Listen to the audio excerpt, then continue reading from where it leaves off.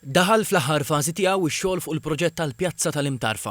Immexxi mid-Dipartiment tax-Xogħlijiet Pubbliċi l-proġett għandu lan li jbiddel iż-żona fi spazju miftuħ akbar u isbaħ. Fi żjara fuq il-lan tax-xogħol is-Segretarju Parlamentari għax-Xogħlijiet Pubbliċi Omar Farrugia, akkumpanjat mis-Sindku Dale Heyman, qal li tlesta 85% tal-proġett li qed isir b'investiment ta' €1,800,000. Spjega li l-proġett se jara ż-żona tirdoppja fid-daqs b'275 siġra tal-ballut, arbux u fjuri tal-istaġun imħawla ġodda. Rimarka li dan l-ispazju miftuħ li laħħaq madwar 3100 metru kwadru se jkun qed iservi bħala spazju miftuħ fejn il-familji għattaw ħin ta' kwalità flimkien. Għalli din hija l-viżjoni tal-Gvern li fuq qudiemnet tal-politika tiegħu iġib il-kwalità tal-ħajja. Bħala parti mix-xogħlijiet fl-aħħar xhur, il-pjazza prinċipali u dik sekondarja ingħaqdu saru spazju miftuħ wieħed, dan billi tneħħew arkati li kienu jisseparaw iż-żewġ żoni. Ġie spjegat li l-proġett se jara li jilħaq numru ta' miri ambjentali u sostenibbli. Għal dan il-għan sar restawr fost oħrajn fuq ġibjun eżistenti li jesa 340 metru kubu tal-ilma tax-xita, kif ukoll il-bini ta' ġibjun ġdid li ser ikun jiflaħ 100 metru kubu tal-ilma tax-xita biż-żewġ ġibjuni jintużaw għat-tisqija tas-siġar u pjanti ġodda. Kienet installata wkoll sistema ġdida ta' dawl intelligenti, konsum tal-elettriku baxx. Apparti minn hekk fil-ġimgħat li għaddew tlesta tqiet tal-pavimentar u l-passaġġi pedonali b'ċangaturi. L-aħħar fażi tal-proġett ser tikkonsisti fl-installazzjoni ta' għamara ġdida kif ukoll ir-ristrutturar taż-żona tal-parkeġġ fuq in-naħa ta' triq ir-Reġimenti Maltin li ser tinkludi parkeġġ għal persuni b'diżabilità.